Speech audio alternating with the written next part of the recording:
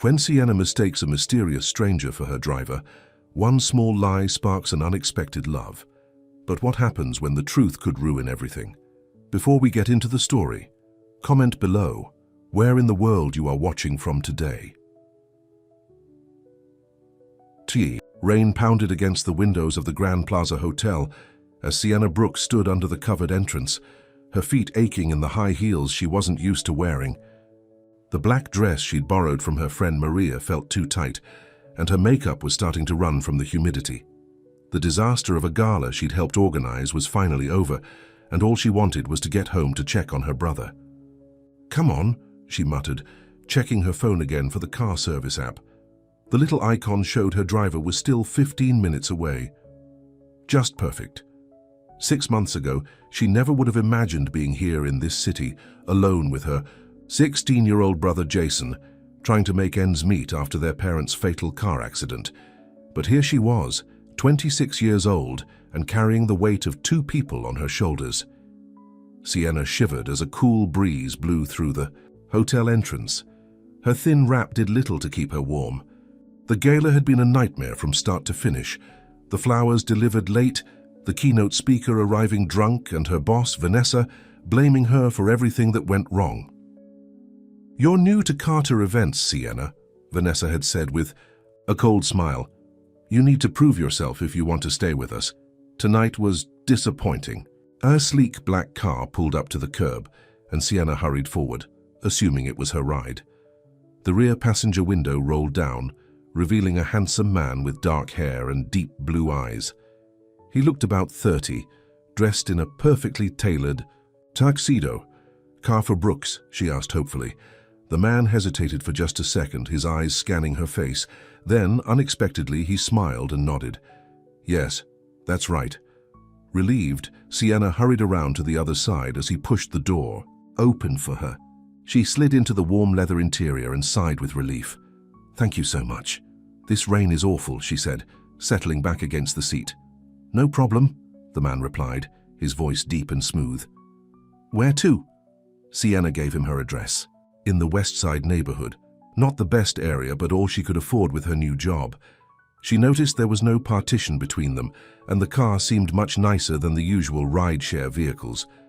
"Fancy car for a driver service," she commented, admiring the leather interior. The man's lips curved into a slight smile. "It's a special night." "Not for me," Sienna laughed without humor. "The gala was a complete disaster. My boss is probably going to fire me tomorrow." "That bad, huh?" "Worse," Sienna said, surprising herself with how easily she was talking to this stranger. "You know what the worst part is? All those rich people didn't even notice. They were too busy showing off their designer clothes and making deals with each other." The man raised an eyebrow. "You don't like rich people?" Sienna sighed, rubbing her temples. "It's not that. It's just they live in a different world. A world where real problems don't exist. Where losing your parents and having to move to a strange city to find work doesn't happen. Where you don't have to worry if your teenage brother is eating dinner alone again because you're working late." She stopped suddenly, embarrassed. "I'm sorry. I don't know why I'm telling you all this." "Don't apologize," he said softly. "Sometimes it's easier to talk to strangers." For the first time, Sienna really looked at the driver. He was remarkably good-looking, with a strong jaw and kind eyes that seemed to see right through her. There was something about him that seemed familiar, but she couldn't place it. "Do you drive a lot of these fancy events?" she asked. He kept his eyes on the road. "Enough to know the type of people you're talking about." "Well, tonight was the worst. Hartman Enterprises. Have you heard of them? Tech company, finance, real estate. They have their fingers in everything. Their CEO was supposed to be there tonight, but he didn't even show up. Probably too important," she said with a small laugh. "My boss nearly had a heart attack." The driver coughed slightly but didn't comment. "I shouldn't complain," Sienna continued. "At least I have a job, and I need to keep it. My brother's counting on me." "Your brother? You mentioned him earlier," the driver said. "It's just the two of you?" Sienna nodded, looking out at the rain-streaked window. "Our parents died in a car accident 6 months ago. I became Jason's guardian. He's 16, smart but angry at the world right now. Who can blame him? We had to leave our hometown, all his friends, everything. That's a lot of responsibility for someone your age. What choice do I have? Sienna shrugged. He's all I have left. The car slowed as they approached her apartment building. It wasn't much, a brick 5-story walk-up with fire escapes zigzagging down the facade. But it was home now. This is me, she said, reaching for her purse to pay. How much do I owe you? The driver shook his head. It's taken care of. What? But I ordered the car myself. Company promotion, he said smoothly. First-time riders get a free trip. Sienna frowned, certain she hadn't seen any promotion, but she was too tired to argue. Well, thank you. You're a lifesaver. What's your name?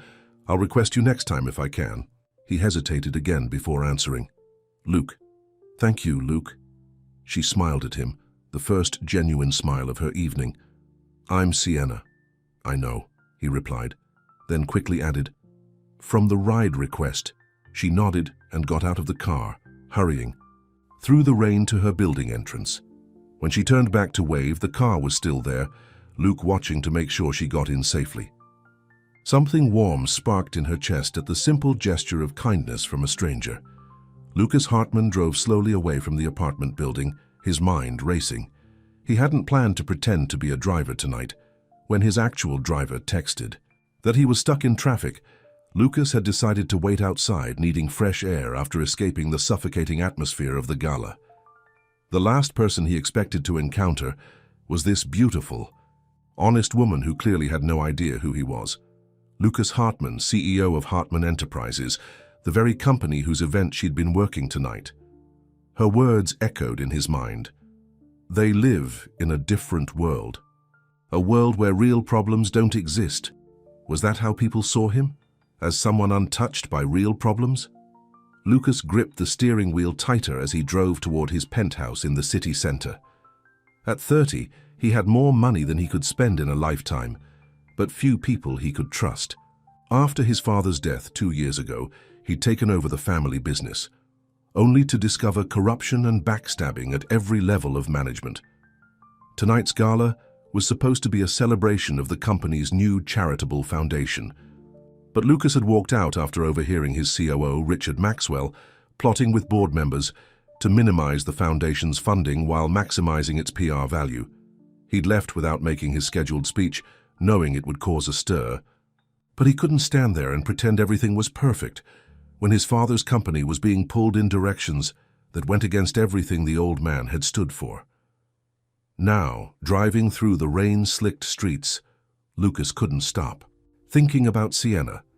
Her warm brown eyes, the way she spoke about her brother with such love and worry, how she'd been so refreshingly real.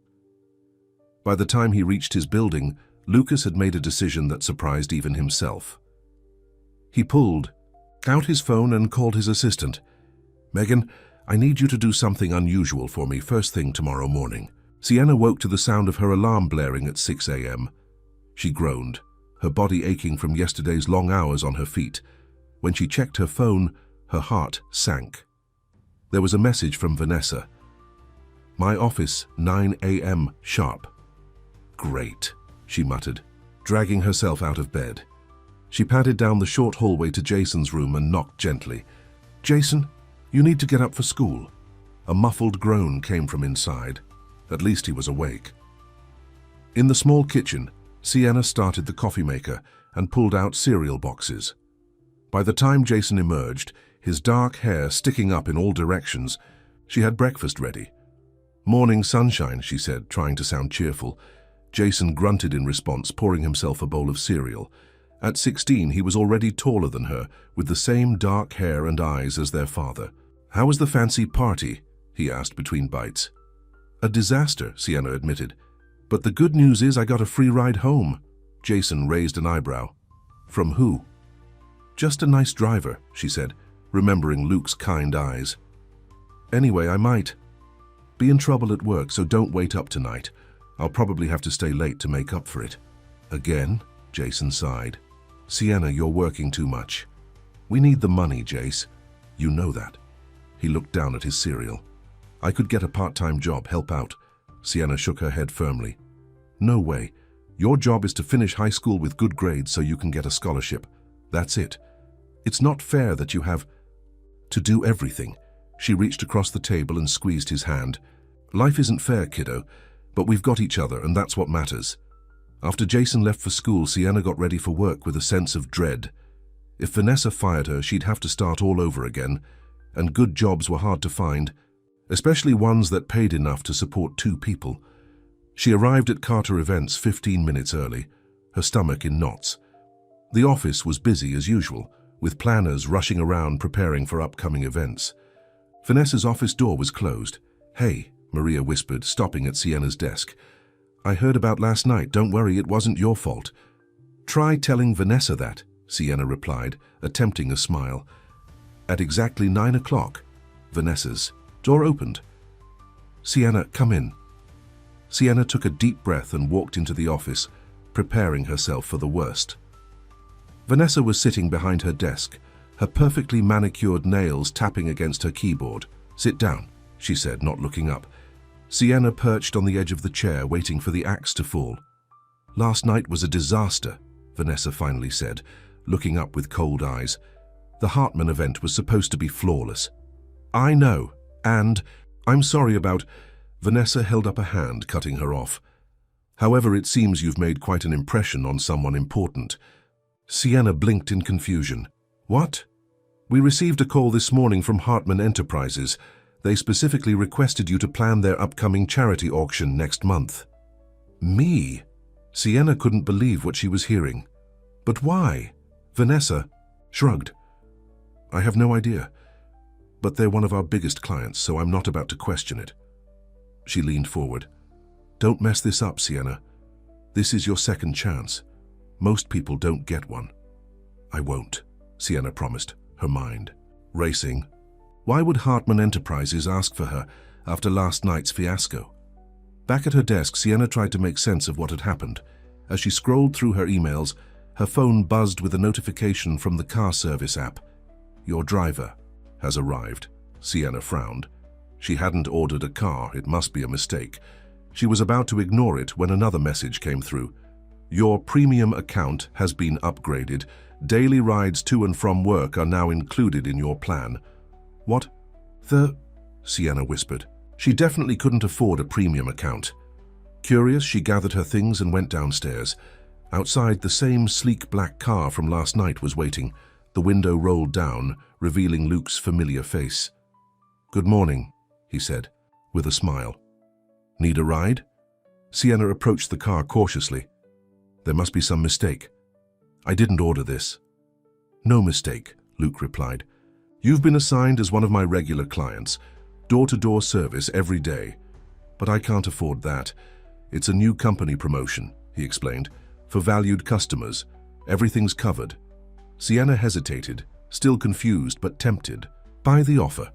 Her commute usually involved 2 crowded buses and took over an hour each way.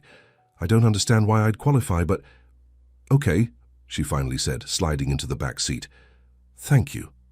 As Luke pulled away from the curb, Sienna couldn't help feeling that something strange was happening. First the Hartman request, now this free car service. It seemed too coincidental. "So," Luke said, glancing at her in the rearview mirror, "better day than yesterday?" Sienna laughed. "Actually, yes. Somehow I didn't get fired. In fact, I got assigned to an important new project." "Congratulations," he said, sounding genuinely pleased. "I knew things would turn around for you." There was something about his voice that made Sienna feel warm inside. She studied him as he drove, noticing the expensive watch on his wrist and how confidently he handled the car. "You don't seem like a typical driver," she commented. Luke's eyes met hers briefly in the mirror. "What does a typical driver seem like?" I don't know," she admitted, "but you seem different." He smiled. "Maybe I am." For the rest of the ride, they chatted easily about the city, the weather, and Sienna's new project, though she was careful not to mention client names. By the time they reached her apartment, Sienna realized she'd enjoyed herself more than she had in months. "Same time tomorrow?" Luke asked as she got out. "You're serious about this daily service thing?" He nodded. "Very serious." "Then yes," Sienna said. surprised by how much she was looking forward to it. Tomorrow. As she watched the car drive away, Sienna couldn't shake the feeling that her life had just taken an unexpected turn. She didn't know where it was leading, but for the first time since her parents' death, she felt a flicker of hope that maybe, just maybe, things were finally looking up. Lucas drove away from Sienna's apartment with a smile on his face. Using his connections to arrange her daily car service had been easy. Making sure he was always her driver would be trickier, but he had a plan for that too. What he didn't have a plan for was what would happen when she inevitably discovered who he really was. Because sooner or later, Sienna Brooks would learn that. Her friendly driver Luke was actually Lucas Hartman, the very CEO she thought hadn't bothered to show up at his own gala. But for now, Lucas pushed that worry aside. For the first time in years, he felt something genuine stirring in his heart. Something that had nothing to do with business deals or corporate strategy. Something that made him look forward to tomorrow. And tomorrow couldn't come soon enough. See? You soon, Sienna, he whispered as he drove into the fading sunlight, already counting the hours until their next ride together. Over the next 3 weeks, Sienna's morning and evening rides with Luke became the highlight of her day. There was something about the quiet intimacy of the car that made it easy to talk, really talk, in a way she hadn't with anyone since her parents died. "So your brother's birthday is coming up?" Luke asked one rainy Tuesday morning as they sat in traffic. Sienna nodded, surprised he'd remembered. "This Saturday. He'll be 17, though he already acts like he's 25 sometimes. Any special plans?" "I'm trying to get tickets to this basketball game he wants to see," Sienna said, frowning at her phone. "But they're way too expensive." "On my budget?" Luke glanced at her in the rearview mirror. "I might know someone who could help with that." "Oh, I couldn't ask you to—" "You didn't ask," he said with a warm smile. "I offered, let me see what I can do." That was the thing about Luke. He was always offering to help, but never in a way that made Sienna feel like a charity case. He was just kind, and something more, something she couldn't quite put her finger on. By the time he dropped her off at work, Sienna realized she was smiling. Even the prospect of a long day planning the Hartman charity auction couldn't dampen her mood. As she settled at her desk, Maria rolled her chair over with a knowing look. "What?" Sienna asked, arranging her files. "Don't what me?" Maria said, lowering her voice. "Who is he?" "Who is who?" "The guy who drops you off every morning in that fancy car. The one who makes you smile like that." Sienna felt her cheeks warm. "He's just my driver." Maria raised an eyebrow. "Honey, no one smiles like that about just a driver. Besides, I saw him. He looks like he stepped off a magazine cover." "It's not like that," Sienna insisted, though her heart fluttered at the thought. "We just talk, that's all." "Mm-hmm," Maria hummed skeptically.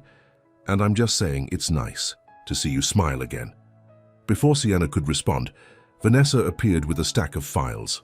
"The Hartman team wants an update on the auction plans," she announced, dropping the files on Sienna's desk. "They're sending someone over this afternoon to review everything." Sienna nodded, pushing thoughts of Luke aside. "I'll be ready." She spent the morning finalizing details for the charity auction, which was now just 2 weeks away. Despite her initial nervousness about handling such a high-profile event, Sienna found she actually enjoyed the challenge. The auction would raise money for youth education programs, a cause that hit close to home with her brother's situation. At 2 o'clock, Vanessa's assistant appeared at Sienna's desk. "The Hartman representative is here."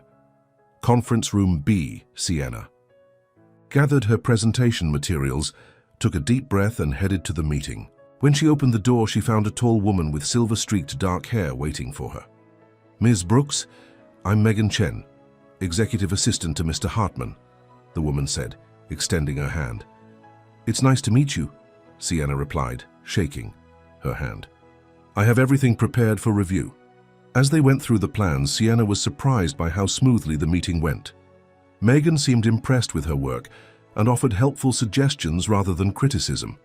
"You've done excellent work here," Megan said when they finished. "Mr. Hartman will be pleased." "Thank you," Sienna said, feeling a weight lift off her shoulders. "I wasn't sure why your company requested me specifically, but I'm grateful for the opportunity." Megan gave her a curious look. "Mr. Hartman has a good eye for talent. He must have seen something in you." "But I've never even met him," Sienna said, confused. Megan smiled enigmatically. "Sometimes people see more than we realize." After the meeting, Sienna texted Jason to let him know she'd be working late again. His response was short. "Whatever, not like I'm surprised." Guilt twisted in her stomach. She was trying so hard to provide for them, but it felt like the harder she worked, the more distant her brother became. By the time Luke picked her up that evening, Sienna was emotionally drained. "Rough day?" he asked gently as she slumped into the back seat. "Just tired," she sighed, "and feeling like a terrible sister." "Want to talk about it?" Sienna hesitated, then found herself pouring out her worries about Jason, how he was pulling away, how she was missing too much of his life, how she feared she was failing him. "I'm trying to build a good life for us," she said, her voice breaking slightly. "But sometimes I wonder if I'm just making everything worse." Luke pulled the car over to the side of the road and turned to face her. In the dim light of the car, his blue eyes looked almost gray. "Listen to me, Sienna, you are doing an incredible job. Most people couldn't handle half of what you're dealing with. But Jason is a teenager who lost his parents," Luke finished gently. "He's angry and hurting, and you're the safest person for him to direct those feelings toward. That doesn't mean you're failing him." Sienna blinked back tears. "How do you always know the right thing to say?" Luke smiled softly. "I don't. But I know what it's like to lose family and feel like you're carrying too much weight alone." For a moment they just looked at each other, and Sienna felt something shift between them, a deepening of whatever connection had been growing these past weeks. Luke cleared his throat and turned back to the wheel. "Now, about those basketball tickets. Check your email when you get home." True to his word, when Sienna checked her email that night, she found 2 courtside tickets to Saturday's game. She stared at the screen in disbelief. These seats would have cost a fortune. "How did you do this?" she texted Luke, using the number he'd given her for transportation emergencies. His reply came quickly. "I told you, I know people." The smile that spread across Sienna's face lasted until she fell asleep. Lucas sat in his office on Friday afternoon, trying to focus on the quarterly reports in front of him. Instead, his mind kept drifting to Sienna, her smile when she'd talked about the basketball tickets, the way her eyes lit up when she laughed, how vulnerable she'd looked when talking about her brother. A knock at the door pulled him from his thoughts. "Come in," he called. Megan entered with a folder. "The final plans for the charity auction. Ms. Brooks did exceptional work." Lucas took the folder, feeling a mix of pride and guilt. "How did she seem when you met with her?" "Smart, dedicated. Curious about why we'd requested her," Megan said with a pointed look. "Lucas, how long are you planning to keep up this charade?" He sighed and leaned back in his chair. "I don't know. Every time I think about telling her the truth, I imagine the look on her face when she realizes I've been lying to her all this time." "The longer you wait, the worse it will be," Megan warned. "You're playing with fire." "I know," Lucas admitted. "But for the first time in years, someone is seeing me. Just me, not my money or my company. Do you know how rare that is?" Megan's expression softened. "I do, which is why I haven't lectured you more about this crazy scheme. But Lucas, if you genuinely care about this woman, you need to be honest with her." After Megan left, Lucas stared out the window at the city skyline. He knew she was right. The charity auction was in 2 weeks. One way or another, Sienna would discover the truth then. But first, there was tomorrow, Jason's birthday. Lucas had one more surprise planned. Saturday morning, Sienna was awakened by her phone buzzing. It was a text from Luke. "Happy birthday." To Jason. "Car service still available if you need it today." Smiling, she texted back, "Thanks. Maybe later for the game." In the kitchen, she found Jason already up, scrolling through his phone. "Happy birthday," she said, pulling a small wrapped package from behind her back.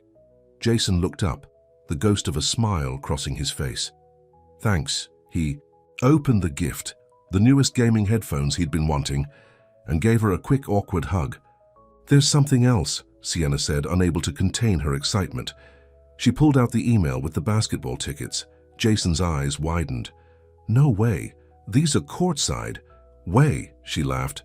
A friend helped me get them. This is awesome. For the first time in months, Jason looked like his old self, the kid who used to laugh easily before grief had hardened him. Who's coming with me? Well, I thought maybe we could go together, Sienna suggested hopefully. Jason's smile faded slightly. Oh, I kind of told my friend Tyler I'd get him if I got tickets. Sienna swallowed her disappointment. That's fine. You should take Tyler. You sure? She forced a smile. Of course, it's your birthday. Have fun with your friend. Later, after Jason had left to meet Tyler before the game, Sienna's phone buzzed again. Still need that ride? Luke asked. Jason's going with a friend, she replied. Guess I'm not needed. The phone rang almost immediately. You okay? Luke's voice was concerned. Sienna sighed.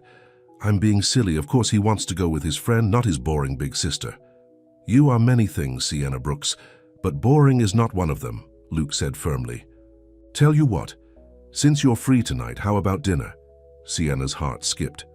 Dinner? Yes, that meal people typically eat in the evening, he teased. I know a place that makes the best comfort food in the city. No pressure, just two. Friends having dinner. Friends, right, because that's all they were, a driver and his client who happened to talk every day. But if that was true, why did her heart race at the thought of seeing him outside the car? Okay, she said before she could overthink it. Dinner sounds nice. Great. I'll pick you up at 7. Sienna spent the rest of the afternoon feeling both excited and nervous. She tried on 3 different outfits before settling on a simple blue dress she hadn't worn since moving to the city. At exactly 7, there was a knock at her door. Sienna opened it to find Luke standing there, looking different out of his usual driver's clothes. In dark jeans and a grey button-down shirt, he looked even more handsome than she remembered. Hi, she said, suddenly shy. Hi, he replied, his eyes taking her in. You look beautiful. The restaurant he took her to was a small Italian place tucked away on a side street, cozy and warm, with checkered tablecloths and candles in wine bottles. This isn't what I expected, Sienna admitted as they were seated. What did you expect? Luke asked, curious. I don't know, somewhere fancier, I guess, he smiled. I thought you weren't impressed by fancy things. I'm not, she said quickly. This is perfect, actually. How did you find it? My father used to bring me here when I was a kid, Luke said, a hint of sadness crossing his face. It was our special place. Was? Sienna asked gently. He died 2 years ago. Sienna reached across the table and squeezed his hand. I'm sorry. I know how much that hurts. For a moment they sat in silence, connected by their shared understanding of loss. Tell me about your parents, Luke said softly. No one had asked Sienna that since the funeral. Most people avoided the topic, afraid to upset her. But as she began to speak about her mother's laugh, her father's terrible jokes, the Sunday breakfasts they always had together, she felt a weight lifting. Luke listened, really listened, asking questions and sharing his own memories of his father in return. By the time they finished their meal, Sienna felt like she'd known him for years, not weeks. Thank you for tonight, she said as they walked back to his car. I needed this. More than I realized. Me too, Luke admitted. It's been a long time since I've had dinner with someone who wasn't trying to get something from me. Sienna looked at him curiously. What would anyone want from a driver? Luke hesitated, and for a moment, Sienna thought she saw something like guilt flash across his face. But then he smiled and shrugged. You'd be surprised. When they reached her apartment, Luke walked her to the door. In the dim hallway light, his eyes looked darker, more intense. I had a wonderful time, Sienna said. Softly. So did I. Luke stepped closer and Sienna's breath caught. Sienna, The sound of the apartment door opening made them both jump back. Jason stood there, looking between them with suspicious eyes. Hey, he said slowly. The game just ended. Oh, great. How was it? Sienna asked, her voice too bright. Was awesome. Thanks again for the tickets. Jason's eyes narrowed at Luke. Who's this? This is Luke, Sienna said quickly. My driver. Luke, this is my brother Jason. Nice to meet you, Luke said, extending his hand. Jason shook it reluctantly. Why is your driver at our door at 10 o'clock at night? We had dinner, Sienna explained, feeling her cheeks heat up. As friends. Uh-huh, Jason said skeptically. Well, thanks for bringing my sister home, I guess. An awkward silence fell between them. I should go, Luke said finally. Good night, Sienna. Happy birthday, Jason. After he left, Jason turned to Sienna with raised eyebrows. Your driver? Really? It's not what you think, she insisted. It's exactly what I think, Jason countered. You like him? Sienna sighed. There was no point denying it to herself anymore. Maybe I do. Is that so terrible? Jason's expression softened. No, actually, it's kind of nice to see you interested in something besides work and worrying about me. I always worry about you. It's my job. Yeah, well, maybe you should think about yourself sometimes, too. He gave her a quick hug. Thanks again for the tickets. They were the best present ever. As Jason disappeared into his room, Sienna leaned against the door thinking about the evening, about how natural it had felt to be with Luke, how she'd opened up to him in ways she hadn't with anyone else. Her phone buzzed with a text. Thank you for tonight. Sweet dreams, Sienna. She hugged the phone to her chest, a smile spreading across her face. For the first time in a long time, Sienna allowed herself to feel something beyond grief and responsibility. Hope. Across town, Lucas paced his penthouse, unable to sleep. The evening with Sienna had been perfect, too perfect. Every moment with her made him fall deeper, and every moment made his deception worse. He'd almost told her the truth tonight. The words had been on the tip of his tongue when Jason opened the door. Maybe it was for the best. Telling her now, after everything, would be a disaster. But not telling her before the charity auction would be even worse. Lucas stopped pacing and made a decision. He would tell her tomorrow, during their morning ride. Rip off the bandage quickly. She would be angry, furious probably, but at least she would hear the truth from him first. With that resolution made, Lucas finally went to bed, trying not to think about how empty his car would feel without Sienna in it. Sunday morning, Sienna woke to the sound of her phone ringing. It was Vanessa. We have an emergency, her boss said without preamble. The Hartman auction venue just called. They had a pipe burst overnight. The whole place is flooded. Sienna sat up straight. What? But the auction is in 2 weeks. Exactly. I need you to find a new venue today. Something comparable that can still accommodate all our guests. But that's impossible. Figure it out, Sienna, Vanessa snapped. This is why they're paying us the big bucks. Call me when you have options. After Vanessa hung up, Sienna collapsed back against her pillows. Finding an available venue on such short notice would be nearly impossible, especially one nice enough for the Hartman event. Her phone buzzed with a text from Luke. Morning ride? Sienna considered saying no. She had too much work to do, but the thought of seeing him again after last night made her heart beat faster. Yes, please, she texted back, but I need to go to the office for an emergency. When Luke picked her up 30 minutes later, Sienna was already making calls, trying to find an available venue.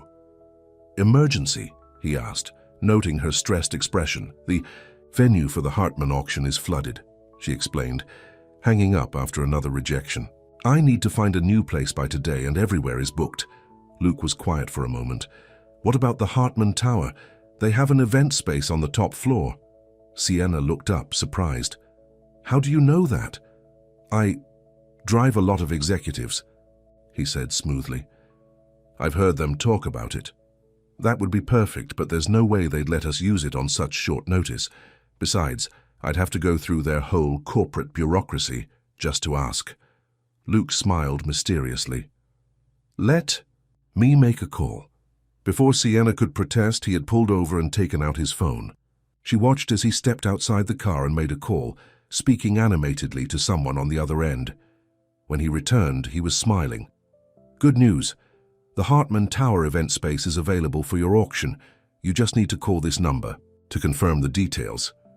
He handed her a business card. Sienna stared at the card, then at Luke. How did you do that? Like I said, I know people who can get me the most exclusive event space in the city with one phone call. Sienna shook her head in disbelief. Luke, who are you really? The smile faded from his face, replaced by an expression Sienna couldn't read. He opened his mouth to speak, then closed it again. "Luke?" she prompted, suddenly nervous. He took a deep breath. "Sienna, there's something I need to tell you.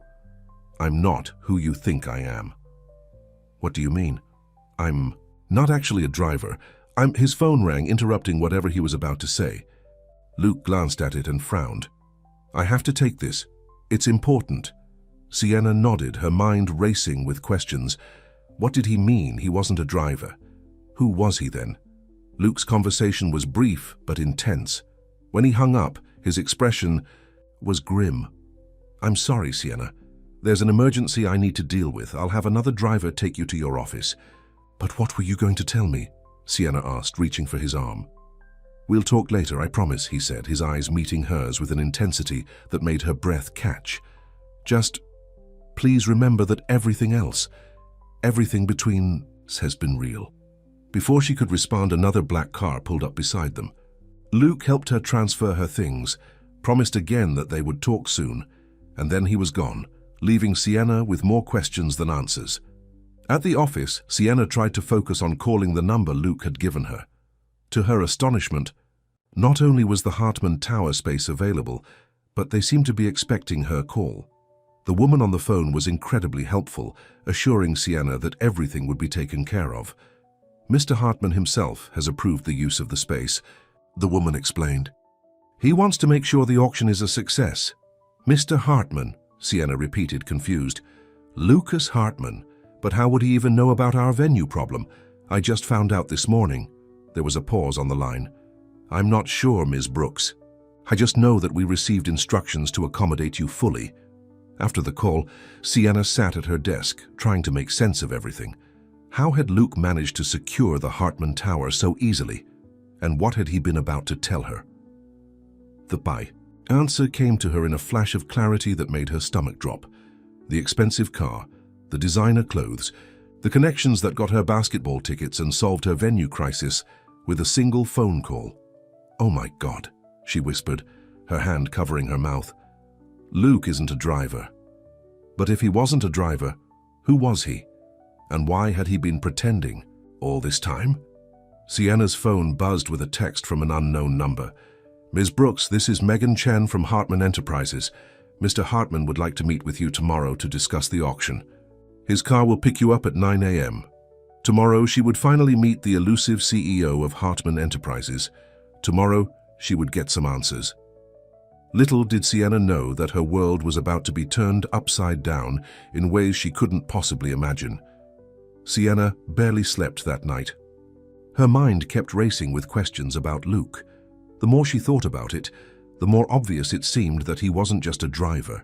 The expensive clothes, the high-end car, the connections, none of it made sense for someone earning a driver's salary. By morning, she had convinced herself that he must work for Hartman Enterprises in some capacity, maybe security or as a personal assistant to Lucas Hartman himself. That would explain how he knew about the tower's event space and could arrange for her to use it. At precisely 9 a.m., a black car pulled up outside her apartment building. It wasn't Luke's car, and the driver was a stranger who greeted her formally.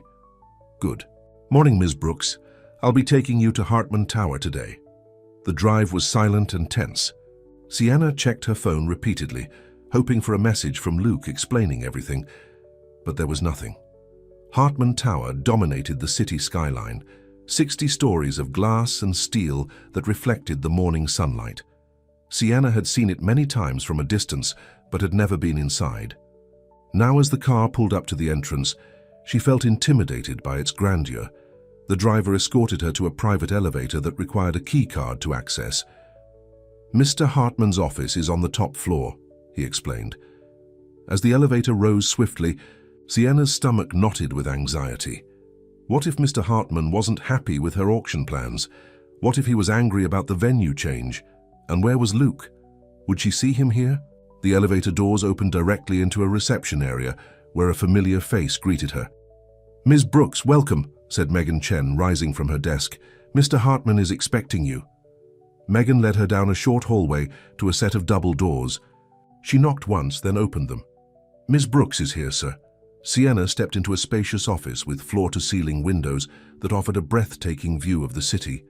Her attention, however, was immediately drawn to the man standing by the window, his back to her. Even before he turned around, something about his posture made her heart race. When he finally faced her, Sienna felt the floor drop from beneath her feet. It was Luke, but it wasn't Luke the driver. This was Lucas Hartman, CEO of Hartman Enterprises, dressed in an impeccable suit that probably cost more than her monthly rent. "Hello, Sienna," he said, his voice achingly familiar yet somehow different in this setting. Sienna stood frozen, unable to process what she was seeing. "I don't understand," she finally whispered. Luke, whoever he was, took a step toward her. "I can explain." The shock on Sienna's face gave way to anger as realization dawned. "You lied to me. This whole time you've been lying to me." "Not about everything," he said quickly. "Not about the things that matter." "The things that matter?" Sienna's voice rose. "You pretended to be someone you're not. You let me talk about—" She stopped, mortification washing over her as she remembered all the things she'd said about rich people, about the elite, about Lucas Hartman himself. "Oh my God, Sienna, please." Lucas moved closer, but she backed. "Away, don't," she warned, holding up a hand. "Just don't." Lucas stopped, pain evident in his eyes. "I never meant to hurt you." "Then what did you mean to do?" she demanded. "Was this some kind of game to you? Poor little rich boy pretending to be normal for a while?" "No, it wasn't like that at all." Lucas ran a hand through his hair, a gesture she'd seen Luke make 100 times when he was frustrated, because they were the same person. The thought made her dizzy. "Then what was it like? Explain it to me," Sienna challenged, crossing her arms protectively over her chest. Lucas took a deep breath. "That first night, when you mistook me for your driver, I was going to correct you right away. But then you started talking, really talking, to me like I was just a normal person. Do you have any idea how rare that is in my life? So you decided to lie to me because it was convenient for you. I decided to let you keep seeing me as just a man, not a CEO or a bank account," Lucas countered. "And yes, I know it was wrong. I should have told you the truth sooner. But every time I tried, I was afraid of losing what we had." Sienna shook her head, trying to make sense of it all. "And what exactly did we have, Lucas? A relationship built on lies?" "No," he said firmly. "Everything I told you about myself, about my father, about my feelings, about us, that was all real." "How can I believe anything you say now?" Sienna asked, her voice breaking. "You've been playing me from the beginning. The car service, the basketball tickets, the venue, it was all just you pulling strings from behind the scenes. I was trying to help you. I never asked for your help," Sienna shot back. "I certainly never asked to be your charity case," Lucas flinched as if she'd slapped him. "Is that what you think? That you were a charity case to me? What else would you call it? The billionaire CEO swooping in to fix the poor girl's problems?" "I would call it falling in love," Lucas said quietly. The words hung in the air between them. Sienna felt her heart constrict painfully in her chest. "Don't," she whispered. "Don't say that." "It's the truth," Lucas insisted. "I fell in love with you, Sienna, with your strength, your kindness, your honesty, everything about you." "My honesty?" Sienna laughed bitterly. "That's rich coming from you." Lucas moved to his desk and pulled out a small envelope. "I had this whole day planned differently. I was going to explain everything, apologize, and then ask you to give me a chance to make it right." He handed her the envelope. "I still want that chance." Reluctantly, Sienna opened it to find 2 plane tickets to Paris. "I remembered you said you and Jason had always wanted to go to Paris with your parents," Lucas explained. "I thought maybe, after the auction, we could all go, you, Jason, and me, a fresh start." Tears stung Sienna's eyes. It was exactly the kind of thoughtful gesture that had made her fall for Luke. But Luke didn't exist. He never had. "I can't accept these," she said, putting the tickets back on his desk. "I can't accept anything from you." "Sienna, please." "No," she cut him off. "Oh, you don't get it, do you? I trusted you. I opened up to you about things I haven't told anyone, and the whole time you were laughing at me behind my back." "I never laughed at you," Lucas protested. "Not once." Really? Not even when I complained? Share about rich people right to your face. Not even when I criticized you, Lucas Hartman, for not showing up to your own gala. Sienna's voice broke. God, I must have seemed so stupid to you. You could never seem stupid to me, Lucas said softly. You're the smartest, most genuine person I've ever met. Sienna wiped away an angry tear. Stop it, just stop. I came here for a business meeting about the auction, not whatever this is. Lucas's face fell, but he nodded. Of course. You're right. He straightened his shoulders and gestured to the conference table in the corner of his office. Please, have a seat. We can discuss the auction plans. The sudden shift to professionalism felt jarring, but Sienna was grateful for it. She needed time to process everything, and focusing on work was easier than dealing with the emotional whirlwind inside her. For the next hour, they reviewed the auction details as if they were strangers meeting for the first time. Lucas was respectful and businesslike, asking thoughtful questions about her plans. Sienna answered mechanically, avoiding his eyes. When they finished, Lucas walked her to the door. The car will take you back to your office. And Sienna, he hesitated, I truly am sorry. Sienna looked at him one last time, at the face she'd grown to care for, the eyes she'd trusted. So am I, she said quietly and walked away. In the elevator, Sienna finally let the tears fall. She felt like a fool. All those private moments, all those confidences shared, they hadn't been between her and a kind driver named Luke. They'd been with Lucas Hartman, playing a role for his own amusement. Back at Carter events, Sienna threw herself into work, refusing to think about what had happened. When Vanessa asked how the meeting went, she simply said, "The venue is confirmed. Everything's on track." At the end of the day, Sienna hesitated before leaving the building. Would Lucas be waiting outside in his car? The thought made her stomach twist with a confusing mix of hope and dread. But the street was empty, except for regular traffic. No black car, no Luke, no Lucas. Sienna wasn't sure if she felt relieved or disappointed. She took the bus home, crowded among strangers, feeling more alone than she had in months. For the next week, Sienna avoided all contact with Lucas. He tried calling, but she let it go to voicemail. He sent text messages that she read but didn't answer. Once, a delivery arrived at her apartment, a bouquet of daisies, her favorite flower, something she'd mentioned during one of their drives, but she sent it back. At work, she focused exclusively on the auction preparations. The event was now just days away, and there was still much to do, especially with the venue change. "You're working too hard," Maria commented one afternoon. "Is everything okay?" "Fine," Sienna said shortly. "Just busy. And your hot driver friend, I haven't seen him around lately." Sienna's hands stilled on her keyboard. "He wasn't who I thought he was." Maria studied her face. "He hurt you." It wasn't a question, but Sienna nodded anyway. "I don't want to talk about it." At home, things with Jason were strained as well. He'd noticed the change in her mood and the absence of Luke. But Sienna deflected his questions.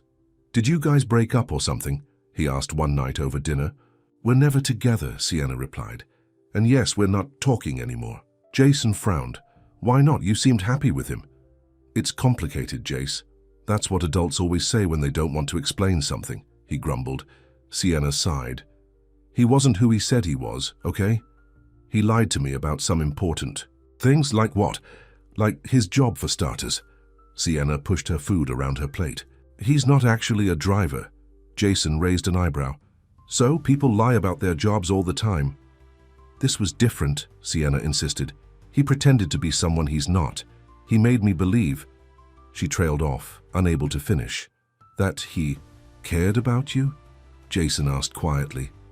Sienna looked up, surprised by her brother's perception. "Yes. And you think he doesn't?" "I don't know what to think anymore." Jason was quiet for a moment. "You know, after Mom and Dad died, I was so angry. I thought it wasn't fair that they were taken from us, that the world was just cruel." Sienna reached across the table and squeezed his hand. "I know, Jace. But the thing is," he continued, "I started pushing everyone away. My friends, you, anyone who tried to get close, because I was scared of losing someone else I cared about." "That's understandable," Sienna said gently. Maybe, Jason shrugged. But it was also really lonely, and it didn't actually protect me from anything. He looked at her directly. I guess what I'm saying is, maybe this guy lied about his job, but that doesn't automatically mean he lied about caring for you. Sienna stared at her brother, surprised by his wisdom. When did you get so smart about relationships? Jason grinned. I watch a lot of TV. That night, lying in bed, Sienna found herself replaying moments with Lucas in her mind. The way he'd listened when she talked about her parents, how he always remembered little details about her day, the genuine concern in his eyes when she was upset. Had it all been an act, or was there truth beneath the deception? She picked up her phone and scrolled through his unanswered texts. I'm sorry. Please give me a chance to explain. I miss our talks. The auction preparations look amazing. You've done an incredible job. I understand why you're angry. I just want you to know that my feelings for you are real. The last one had come that morning. I'll respect your decision if you never want to see me again. But please know that meeting you was the best thing that's happened to me in years. I'm sorry I ruined it. Sienna's finger hovered over the reply button. Part of her wanted to respond, to hear him out. But another part, the part that still stung from the humiliation, couldn't bring herself to do it. She set the phone down without replying. The day of the charity auction arrived, and Sienna was a bundle of nerves. Not only was this her biggest event yet, but she knew she would have to face Lucas again. The Hartman Tower event space was even more spectacular than she'd imagined. A glass-enclosed rooftop garden with panoramic views of the city. The auction, items were displayed elegantly around the room, and soft music played as the first guests began to arrive. Vanessa appeared at Sienna's side, looking impressed despite herself. "Oh, you've outdone yourself," she admitted. "If this goes well, there might be a promotion in your future." Under different circumstances, those words would have thrilled Sienna. Now they barely registered. As the room filled with wealthy patrons, in evening wear, Sienna kept glancing toward the entrance, both dreading and anticipating Lucas's arrival. When he finally appeared, her heart skipped painfully. He looked devastatingly handsome in a black tuxedo, his hair slightly tousled as if he'd been running his hands through it, a nervous habit she recognized from their time together. Their eyes met across the room, and for a moment everything else faded away. Then Megan approached him with some paperwork, breaking the connection. Sienna turned away quickly, focusing on checking that the auction paddles were properly distributed. Throughout the evening, she was aware of Lucas's presence like a magnetic pull. He moved through the crowd graciously, greeting guests and thanking them for their support, but his eyes frequently sought her out. The auction itself was a tremendous success. The auctioneer's rapid-fire delivery and the competitive spirit of the wealthy guests drove the bids higher and higher. By the time the final item was sold, they had raised nearly double their goal for the youth education programs. As the event wound down, Sienna allowed herself a moment of professional pride. Despite everything, she had pulled off a spectacular event. She was checking with the catering staff about cleanup when a familiar voice behind her made her freeze. "Sienna." She turned slowly to face Lucas. Up close, she could see the dark circles under his eyes, as if he hadn't been sleeping well. "Mr. Hartman," she said formally. He winced at her tone but pressed on. "The auction was incredible. You should be very proud." "Thank you," she replied stiffly. An awkward silence fell between them. "Can we talk?" Lucas finally asked, his voice low. "Please, just for a few minutes." Sienna glanced around. Most of the guests had left, and the staff was busy with cleanup. "Fine, 5 minutes." Lucas led her to a quiet corner of the terrace, away from prying ears. The city lights spread out below them like stars, beautiful and distant. "I've been doing a lot of thinking," Lucas began. "About us, about what happened." "There is no us," Sienna said flatly. "There could be," he countered gently. "If you could find it in your heart to forgive me." Sienna shook her head. "You don't get it, do you? This isn't just about forgiveness, it's about trust. How can I ever trust you again?" "I made one mistake, Sienna. One terrible, stupid mistake," Lucas said, his voice tight with emotion. But everything else between us was real. Every conversation, every laugh, every moment, that was all real. Was it? Sienna challenged. Because I thought I was talking to Luke, a regular guy who understood what it's like to struggle, to worry about paying bills, to live a normal life. But that person doesn't exist. He does exist, Lucas insisted. That's what I've been trying to tell you.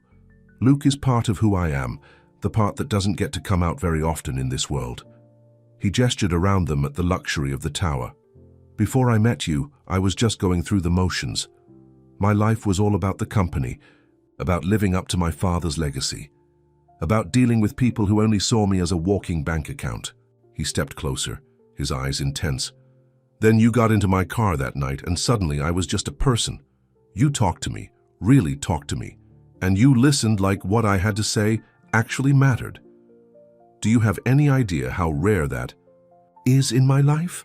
Sienna felt her resolve weakening. That still doesn't justify the lie. No, it doesn't, Lucas agreed. And I'm not asking you to pretend it didn't happen. I'm asking you to look at everything else, all the truth that came after, and decide if it's worth throwing away. He reached for her hand, and this time, Sienna didn't pull away. I fell in love with you, Sienna Brooks, not because you were some novelty or a charity case, but because you're the most genuine, brave, caring person I've ever met.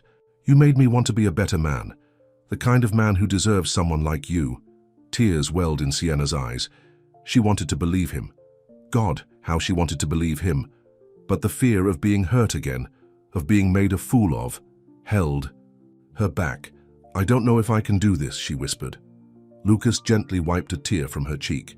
I'm not asking for an answer tonight, just don't close the door completely, give us a chance. Before she could respond, Vanessa's voice called from across the room. Sienna, the client from the Rothschild wedding is here.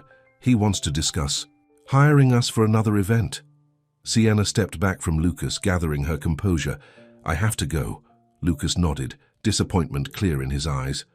Of course, but Sienna... He reached into his pocket and pulled out a small card. This is my private number, not the CEO's number, not the billionaire's number, just mine. If you decide you want to talk about anything, please use it. Sienna took the card hesitantly and slipped it into her purse. Goodbye, Lucas.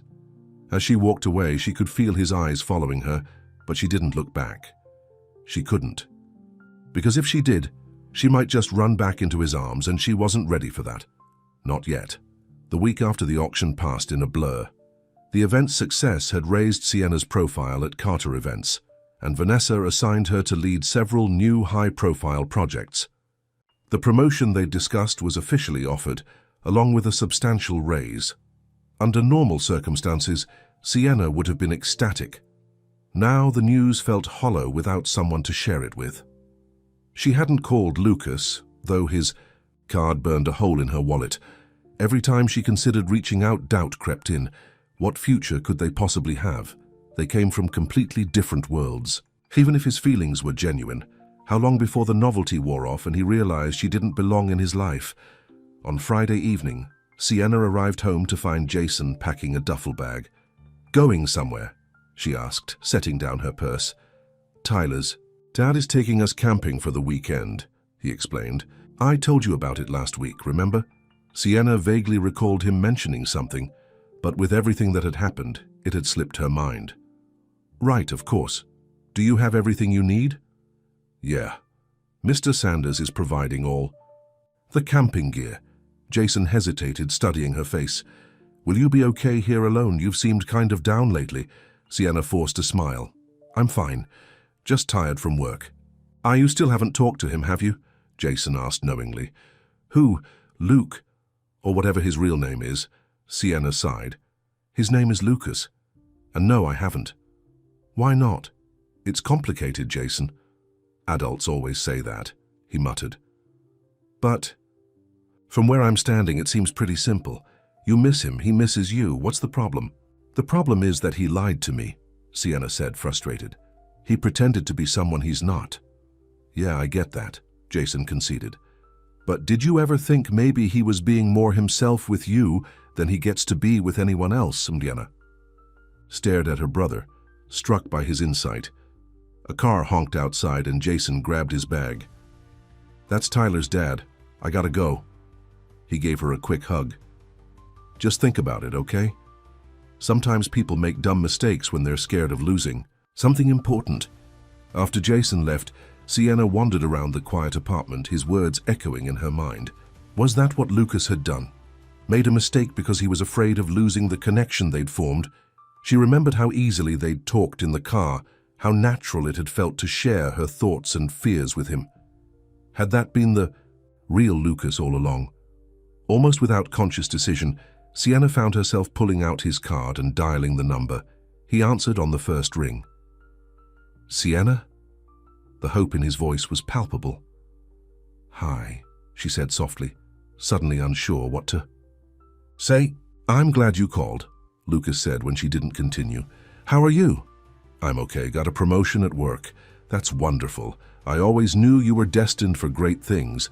The genuine excitement in his voice made Sienna smile despite herself. "Thanks. Is there a particular reason you called?" Lucas asked carefully. "Not that I'm not happy to hear from you. I am. Very happy." Sienna took a deep breath. "I've been thinking about what you said, about giving us a chance. And..." His voice was tight with anticipation. "And I'm scared," she admitted. "I'm scared that this is all some kind of fantasy that can't possibly work in the real world. I'm scared of getting hurt again." "I understand that," Lucas said gently.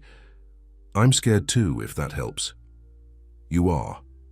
"Terrified," he confirmed with a small laugh. "Scared of messing this up again, scared of losing you for good." Sienna felt something loosen in her chest at his honesty.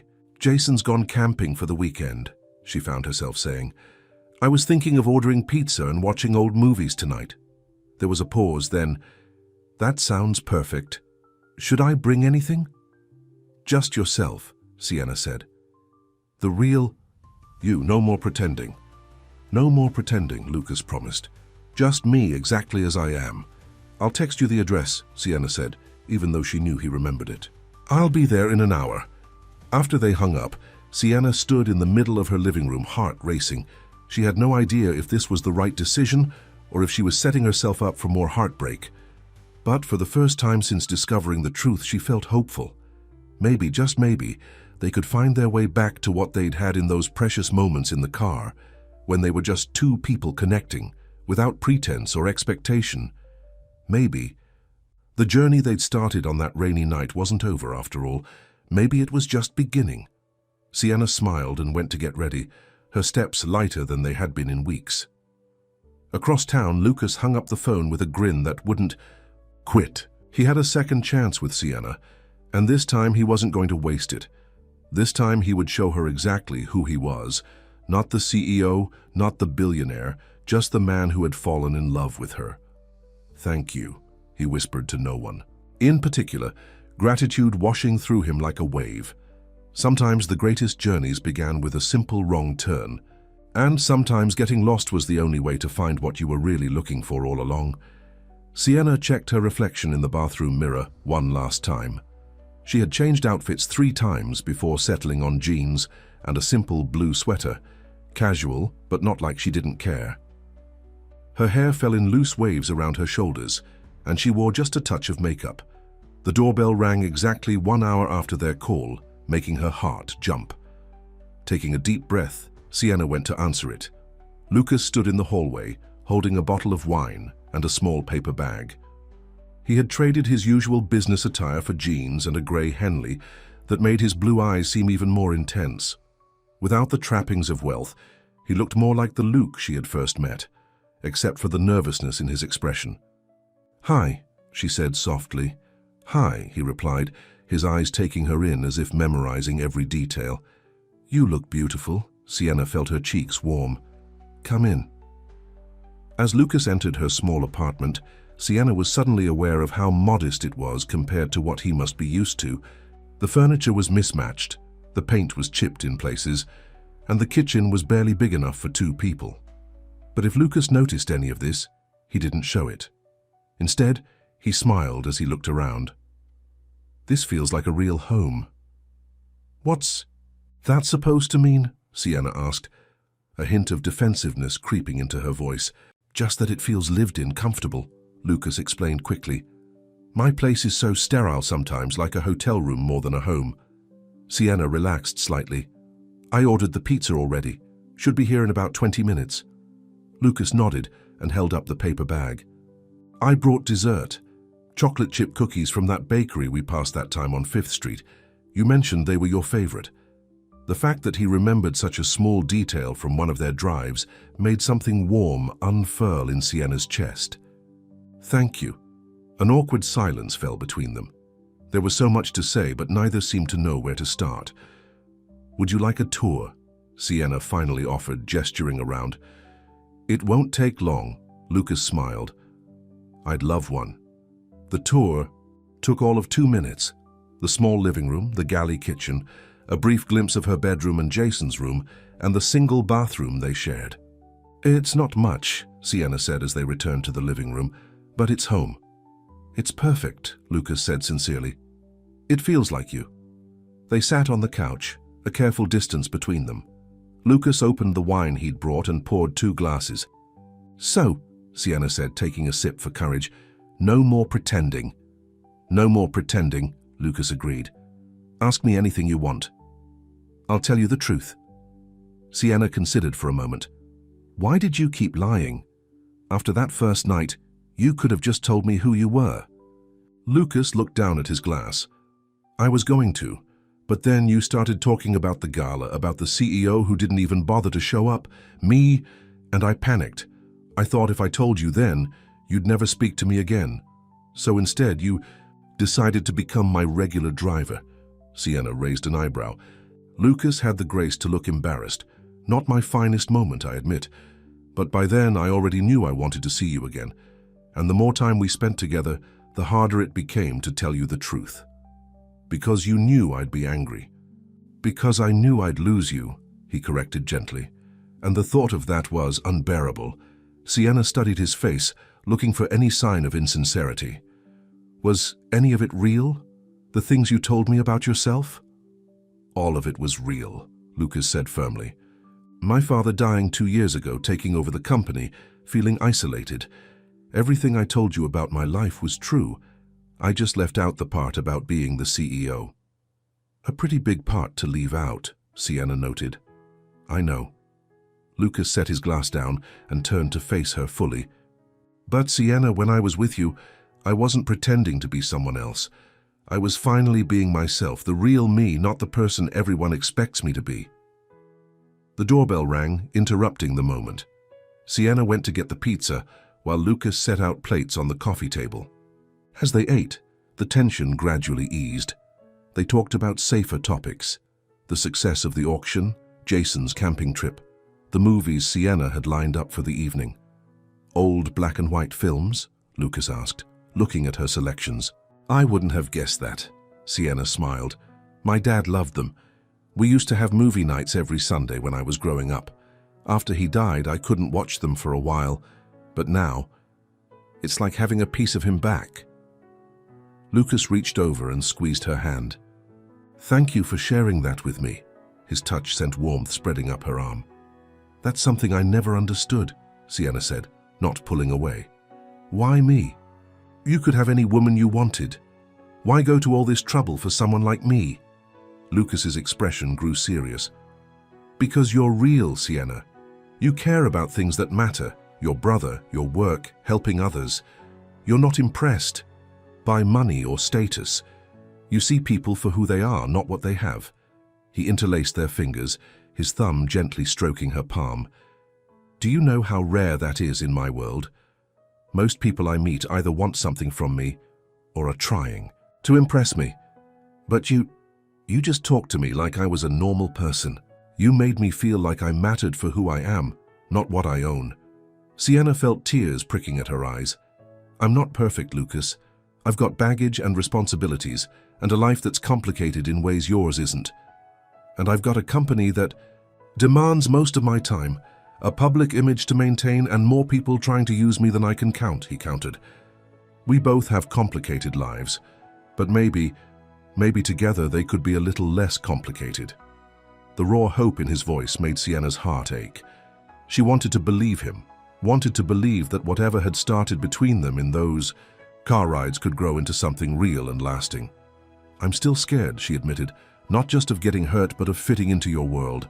I don't belong there, Lucas." "Then we'll make our own world," he said simply. "One where both of us belong." Sienna looked at their joined hands, thinking about how right it felt despite everything. "Let's start with a movie," she said finally. "One step at a time." Lucas's smile could have lit up the room. One step at a time sounds perfect. They settled in to watch It Happened One Night, sitting closer than before. By the time the movie ended, Sienna had relaxed against Lucas's side, his arm draped comfortably around her shoulders. "I should probably go," Lucas said reluctantly, glancing at his watch. "It's getting late." "You could stay," Sienna found herself saying. When his eyebrows shot up, she quickly added, "Just to watch another movie, I mean. It's nice not being alone in the apartment." The relief and warmth in Lucas's smile made her glad she'd asked. "I'd like that." They started the second film, and this time there was no pretense of keeping distance. Sienna curled against Lucas's side, his arm wrapped securely around her, his heartbeat steady beneath her ear. "This feels right," he murmured into her hair. "Being here with you like this." Sienna nodded, surprised to find that it did feel right, more right than anything had in a long time. "It does."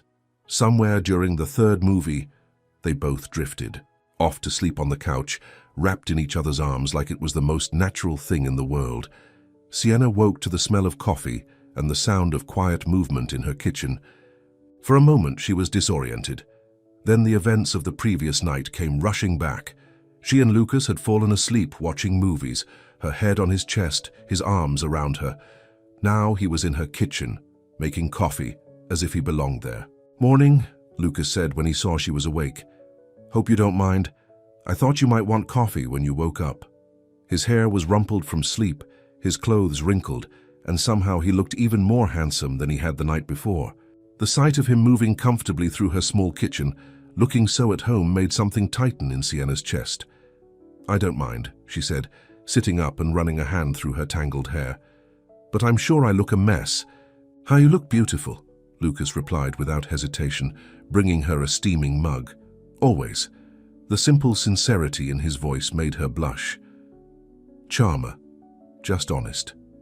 He sat beside her on the couch, his own mug in hand. "Last night was nice." "It was," Sienna agreed, "though I'm pretty sure my neck will be complaining about sleeping on the couch all day." Lucas laughed. "Mine too." His expression grew more serious.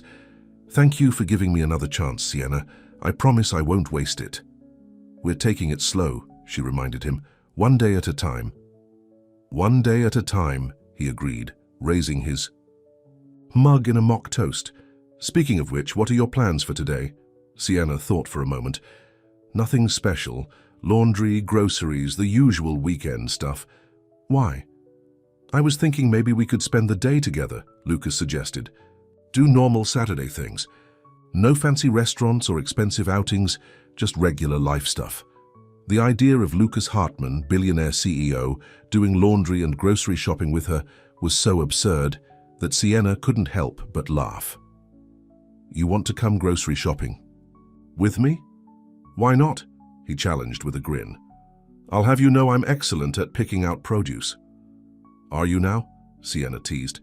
"And when was the last time you actually went grocery shopping for yourself?" Lucas pretended to think hard. "Well, there was that time in college when... No, I had a meal plan." Maybe when... No, that was my assistant."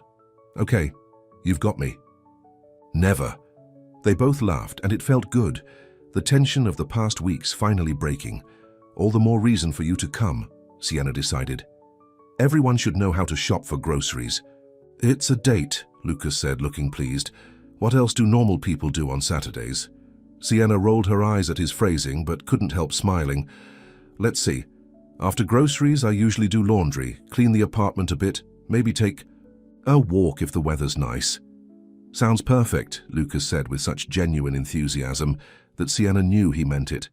He actually wanted to experience her ordinary life. The day that followed was anything but ordinary for Sienna. Watching Lucas navigate the crowded grocery store, fascinated by the process of selecting fruit, amazed by the variety of cereal options, insisting on paying but respecting her boundaries when she firmly said no, was both amusing and endearing at EI. The laundromat. He studied the washing machines as if they were complex puzzles to be solved, then followed Sienna's instructions with the concentration of a student taking an important test. "I've never sorted my own laundry before," he admitted as they folded clothes together. "It's oddly satisfying." "You really don't do any of this stuff yourself, do you?" Sienna asked, curious rather than judgmental. Lucas shook his head. "When you grow up with wealth, these everyday tasks are just done for you.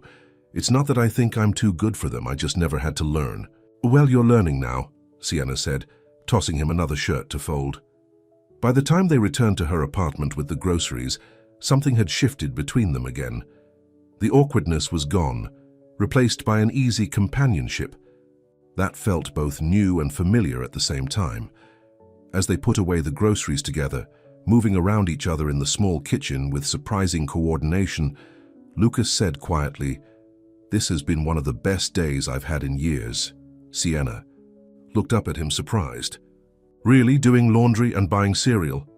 "Being normal," he corrected. "Being with you, doing simple things that matter. No board meetings, no business calls, no people wanting things from me." He stepped closer, his eyes serious. "Just living. Life instead of managing it." The sincerity in his voice touched something deep inside Sienna. Standing in her tiny kitchen, surrounded by grocery bags, she suddenly saw Lucas clearly, not as the CEO or even as the driver, but as a man who had been lonely for a very long time. Without overthinking it, she rose on her tiptoes and kissed him softly. Lucas froze for a split second, then his arms came around her, pulling her closer as he deepened the kiss. When they finally broke apart, both a little breathless, Lucas rested his forehead against hers. "I've been wanting to do that since the moment I saw you again last night." "Why didn't you?" Sienna asked, her hands still resting on his chest. "I was afraid you'd push me away," he admitted. "I didn't want to rush you." Sienna smiled, touched by his consideration. "Thank you for that, for giving me time." "I'd wait forever if that's what it took," Lucas said simply. The rest of the day passed in a comfortable rhythm of small tasks and meaningful conversations.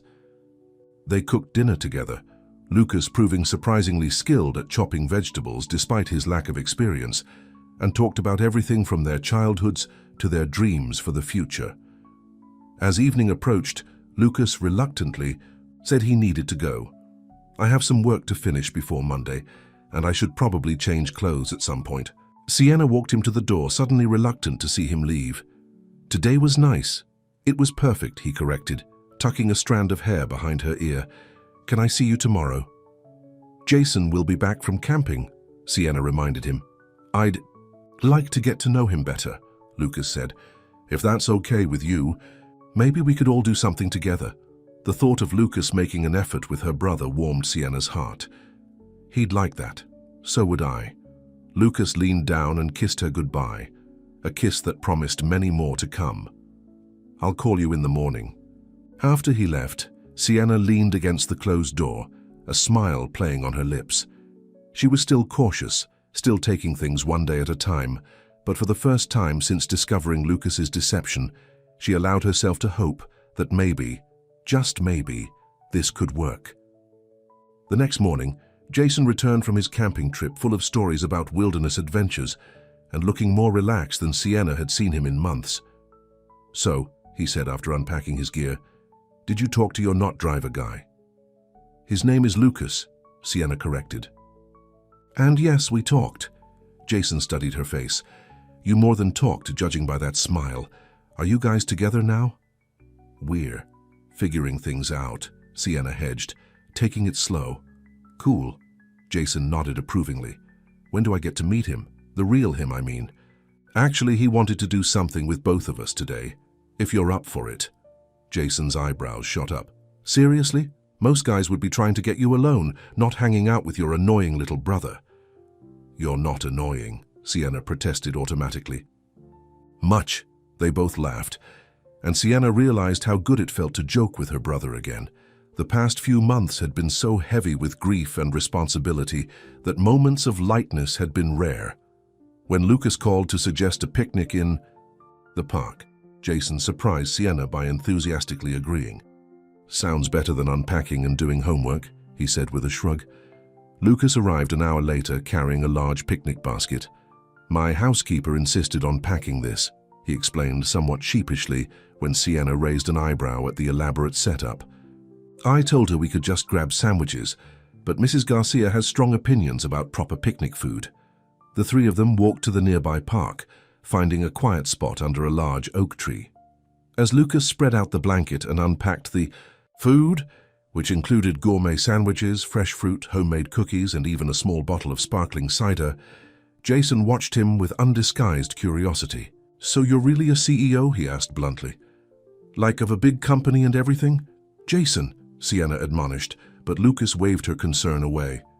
"It's okay," he assured her before turning to Jason. "Yes, I'm the CEO of Hartman Enterprises. We're involved in technology, real estate, and various other industries. And you pretended to be a driver because—" Jason let the question hang in the air. Lucas met the teenager's gaze directly. "Because when your sister mistook me for her driver that night, it was the first time in years someone talked to me like a normal person, not a walking bank account. I should have corrected her immediately, but I didn't. It was wrong, and I'm sorry for the hurt it caused both of you." Jason considered this, then nodded slowly. "People treat you differently because you're rich." "Very differently," Lucas confirmed. "Some people want things from me, others are intimidated. Almost no one just sees me as me." "Except Sienna," Jason said, glancing at his sister. "Except Sienna," Lucas agreed, his eyes softening as he looked at her. "She saw past all of that, even when she didn't know who I really was." "Well, my sister's pretty awesome," Jason said matter-of-factly. "She gave up everything to take care of me after our parents died. She works all the time to make sure I have what I need. She deserves someone who sees how special she is." Sienna felt tears spring to her eyes at her brother's words. "Jason." "It's true," he said with a shrug. "And if this guy is smart enough to see that, maybe he's not so bad, even if he did lie about being a driver." Lucas extended his hand to Jason. "I promise you, I see exactly how special your sister is, and I'll do everything I can to deserve her trust and yours." Jason shook his hand, his expression serious. "Just don't hurt her again. She's been through enough." "I won't," Lucas vowed. The rest of the picnic passed pleasantly, with Jason gradually warming up to Lucas, especially when the conversation turned to basketball, and Lucas offered courtside tickets for the upcoming playoff games. "Dude, seriously?" Jason's eyes widened. "Those are impossible to get." "Not impossible," Lucas said with a wink. "Just expensive." "Lucas," Sienna warned quietly, "you don't have to buy our affection." "I know that," he assured her. "But if I have the means to do something nice for you both, why shouldn't I? It's just basketball tickets, Sienna, not a private island." "You have a private island?" Jason asked incredulously. "No," Lucas laughed, "though my company does own some property in the Caribbean." As they packed up the picnic, Jason helped Lucas fold the blanket, the two of them talking easily about the basketball team's chances in the playoffs. Watching them together, Sienna felt a surge of warmth. This felt like family, like belonging. Later, after Jason had gone inside to finish his homework, Sienna and Lucas lingered on the building's front steps. "Thank you for today," Sienna said. "It meant a lot to see you making an effort with Jason." "He's important to you, so he's important to me," Lucas said simply. "Besides, he's a great kid. You've done an amazing job with him, Sienna." "I'm trying," she sighed. "It hasn't been easy." Lucas took her hand, his expression growing serious. "I want you to know something. Whatever happens between us, whatever you decide, I've set up a college fund for Jason. It's already done, no strings attached." Sienna stiffened. "Lucas, I can't." "Accept that. It's too much." "It's not a gift for you," he corrected gently. "It's for Jason. He deserves a chance at the best education possible, and you shouldn't have to carry that financial burden alone. But, please, Sienna, Lucas squeezed her hand. Let me do this one thing. Not as a rich guy showing off, but as someone who cares about you both and has the means to help. Sienna looked into his eyes and saw only sincerity there, no ulterior motive, no attempt to buy her affection, just genuine care. Thank you, she finally whispered. That's incredibly generous. It's the least I can do, Lucas said, then hesitated before adding, there's something else I wanted to talk to you about. What? Gazit. I've been thinking about the Paris tickets, he began cautiously. I know it's too soon and I'm not rushing you, but the offer still stands whenever you're ready. You, me, and Jason, a proper vacation, away from everything. Sienna thought about it, about exploring Paris with Lucas and Jason, about creating new memories to help heal the pain of losing her parents. Maybe for spring break, she suggested. If things are still going well between us then. The smile that spread across Lucas's face was worth any lingering doubts she might have had. Spring break it is. He kissed her goodbye, a kiss full of promise and possibility. As Sienna watched him walk to his car, not the sleek black one he'd used as a driver, but a more modest sedan he'd started driving to blend in when visiting. Her neighborhood. She realized something important. She was falling in love with him. Not with Lucas Hartman, CEO, and not with Luke the driver, but with the man who was both and neither, the real person beneath all the labels and pretenses. The next 6 months brought changes that Sienna could never have imagined on that rainy night when she first stepped into Lucas's car. Her career at Carter Events flourished, with Vanessa promoting her to senior event planner after the success of several high-profile functions. Lucas had been careful not to interfere with her professional growth, turning down her offers to plan Hartman events, so there would be no appearance of favoritism. You're making it on your own merits, he insisted. Everyone can see how talented you are. Jason's grades improved dramatically, partly due to the tutor Lucas had recommended, but mostly because the security of the college fund had lifted an invisible weight from the teenager's shoulders. He no longer felt like a burden on his sister, and that freedom allowed him to focus on his future with hope instead of anxiety.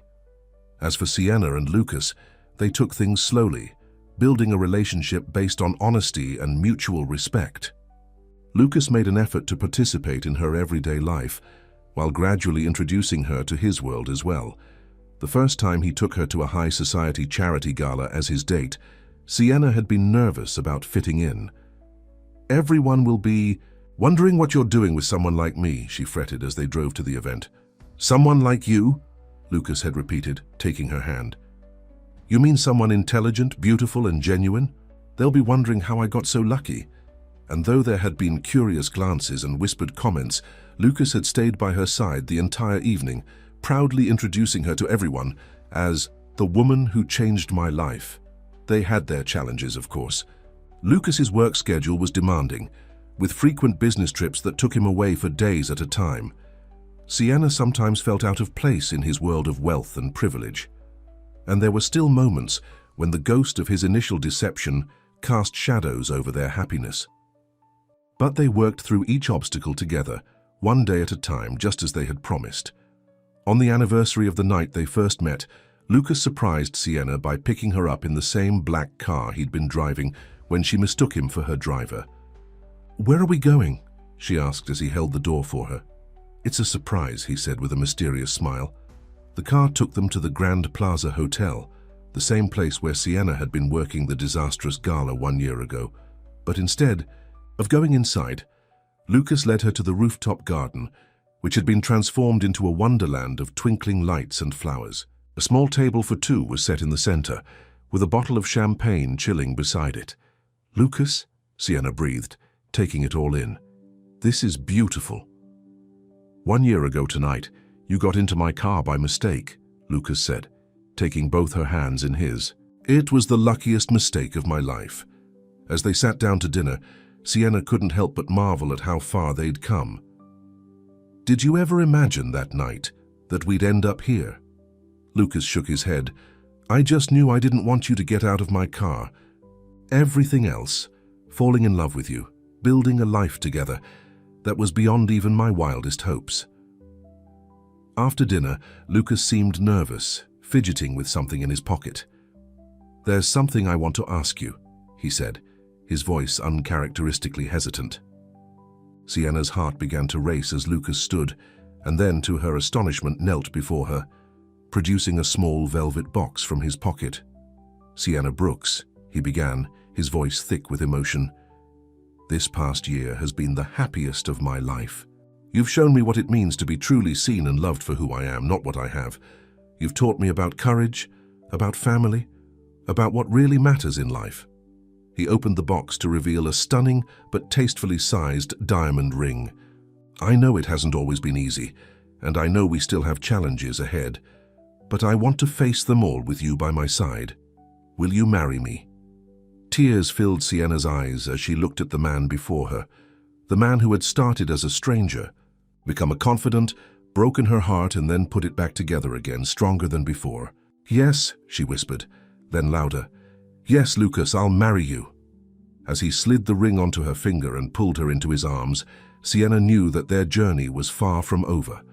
There would be more obstacles, more adjustments, more moments of doubt.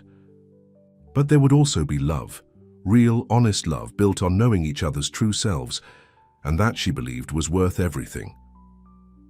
3 months later, Sienna stood in the sunshine on a beach in the Caribbean, watching as Jason and Lucas tossed a football back and forth in the surf. They had come for a long weekend to celebrate Jason's acceptance to college, with a full academic scholarship to supplement the fund Lucas had established. The engagement ring glittered on Sienna's finger as she raised her hand to wave at them. They had decided on a small wedding in the spring, just family and close friends, a compromise between Lucas's wealth and Sienna's desire for simplicity. As she watched the two most important people in her life laughing together, Sienna thought about the strange twist of fate that had brought them all here. One rainy night, one mistaken identity, one lie that had eventually led to the deepest truth she had ever known. Lucas caught her watching and jogged up the beach to join her, his hair wet from the ocean, his smile as bright as the sun overhead. "Happy?" he asked, wrapping his arms around her waist. "Happier than I ever thought possible," Sienna answered honestly, leaning into his embrace. Over by the water, Jason called out to them, "Are you guys being mushy again? Come on, we're supposed to be having fun." Lucas laughed and took Sienna's hand. "Shall we?" Hand in hand, they ran toward the water, toward Jason, toward the future they were building together, a future that had begun with a simple wrong turn on a rainy night, when a woman mistook a CEO for a driver and found the love of her life. Sometimes, Sienna thought as the waves crashed around them and Lucas's hand held firmly to hers, the best journeys begin when you end up exactly where you weren't supposed to be.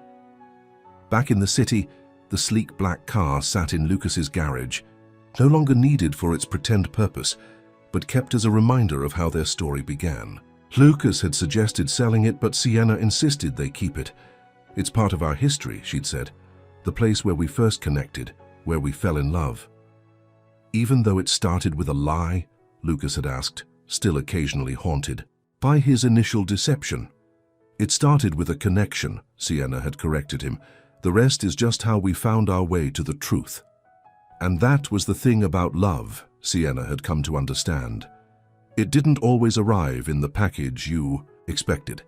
Sometimes it came disguised as something else entirely. Sometimes it took wrong turns and detours before finding its way home.